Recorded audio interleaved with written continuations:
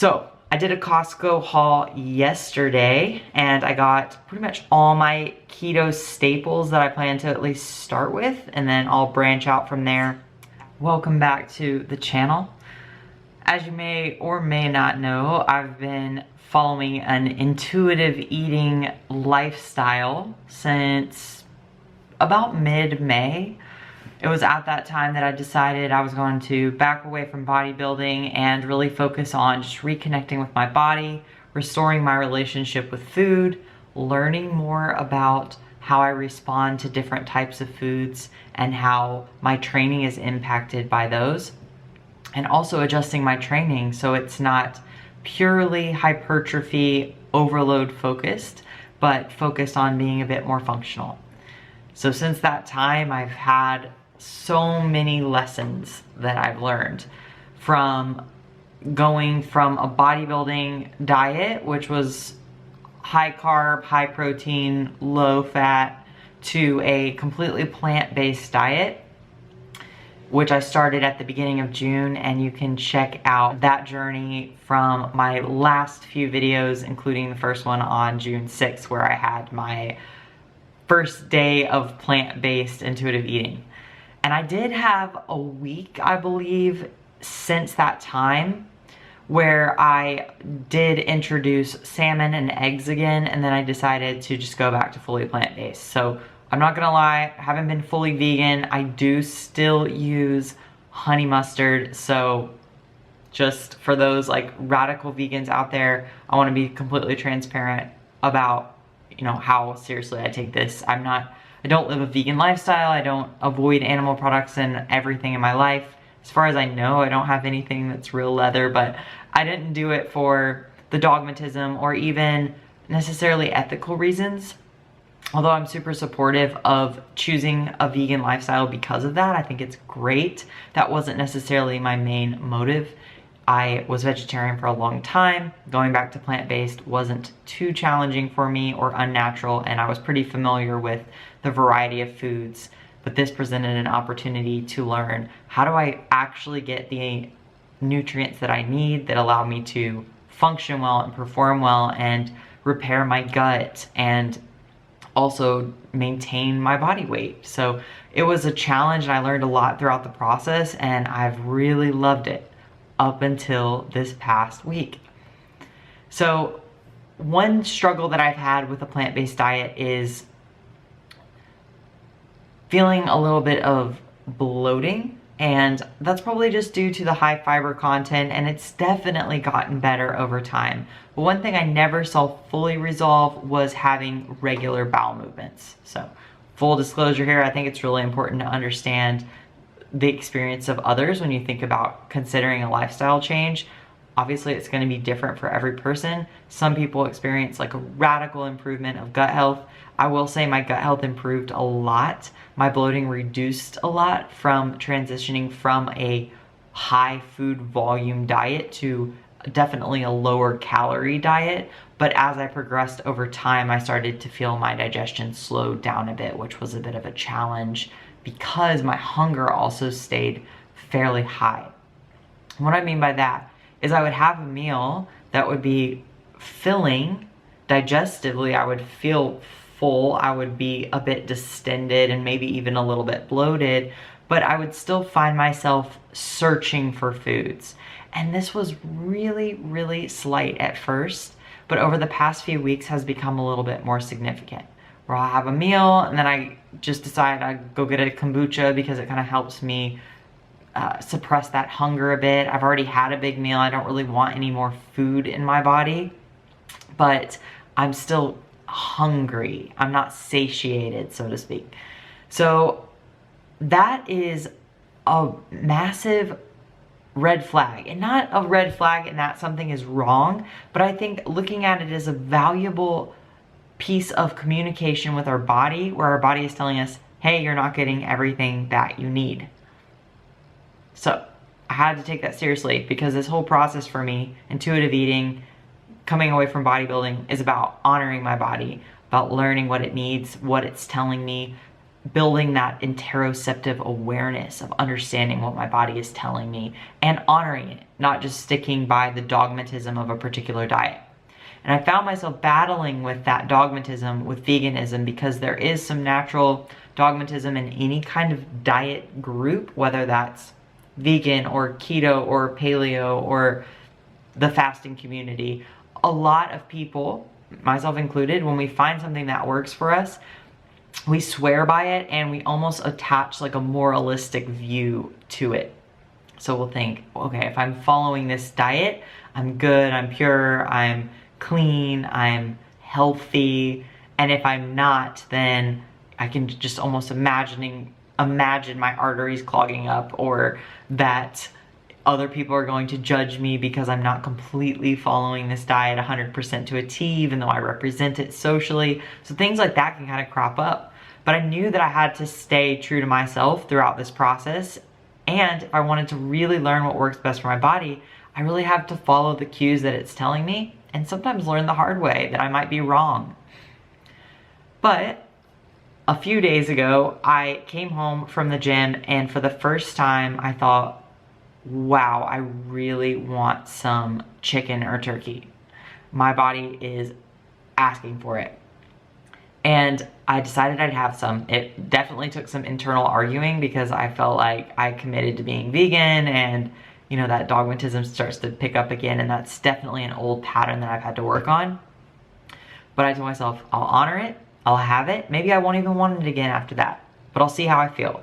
And I had turkey, and my body felt great. I felt super satiated for the first time in weeks, and I felt really clear mentally. So that indicated to me that there's something that I'm missing. Whether it's the B vitamins, even though I supplement for that, even though I use nutritional yeast, something was missing that my body clearly needed, because the response I felt from reintroducing meat in that meal was amazing. And it was really cool to see my body respond like that from honoring what it was telling me.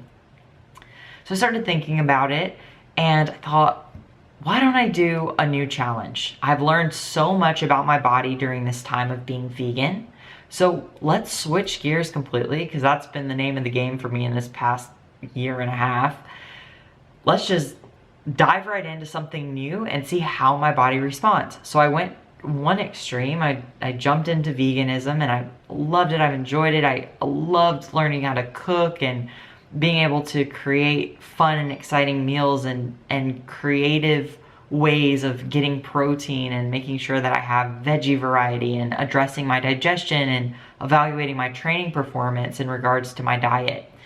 Now I'm gonna switch gears completely, and I've decided I'm going to do 4 weeks minimum on keto. So I know that's a massive shift, and I don't know, maybe some people feel a little bit judgmental about that, especially those of you, I've been in there, so I'm not judging, but those of you who feel dogmatic about certain diets, if you're like strict vegan, you hear this and you think like, oh, you traitor.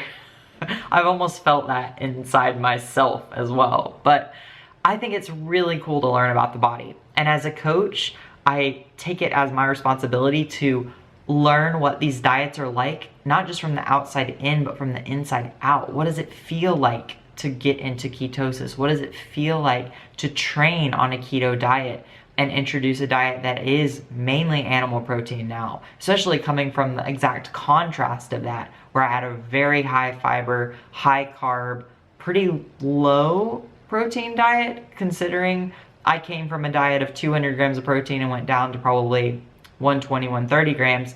Now I'll be back up.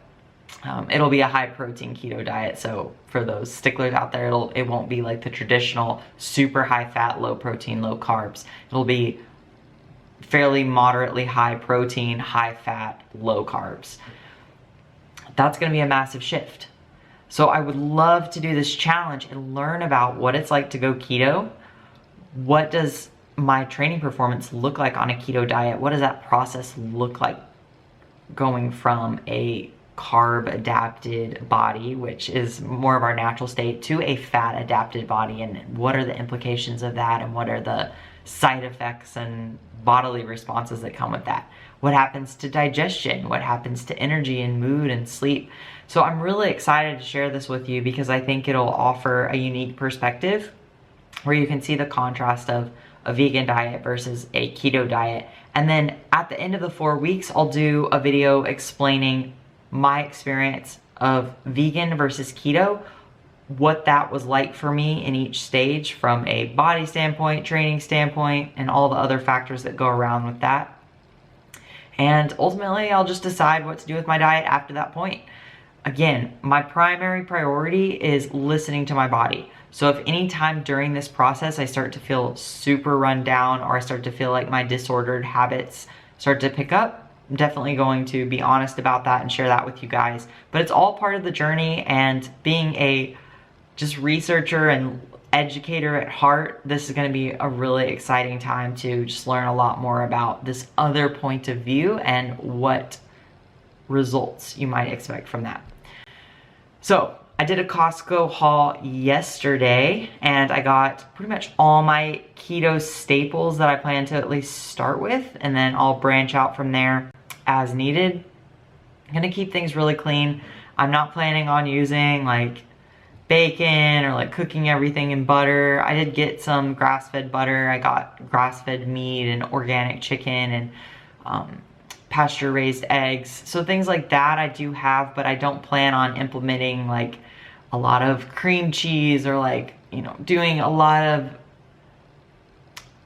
not health conscious items, so to speak. I think there's different ways to do keto, and the stereotype is that, you know, you just eat a bunch of lard and cook everything in bacon grease, but I want to do this in a health conscious way. So really choosing things that are nutrient dense, the same way I did with veganism, where you could literally eat Oreos all day if you wanted, but I really wanted to focus on optimizing my health and performance. I'm going to do the same thing with keto.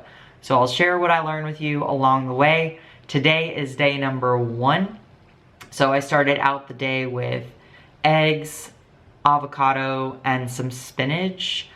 And then my lunch, I had some chicken, goat cheese, and some veggies. So just keeping things pretty simple for now. I think that's going to be the name of the game for me, is just protein and veggie based, more or less, and then adding the additional fats, of course, for it to be keto. So I will keep you guys updated on the process, let you know what I learn along the way. If there's anything in particular you want to see or learn about throughout it, definitely comment below, let me know. I'll be sharing recipes and full days of eating so you can see what it actually looks like to eat a day in the life on keto, and how that might change throughout the process, and what I learn about training and any changes that I make in that regard.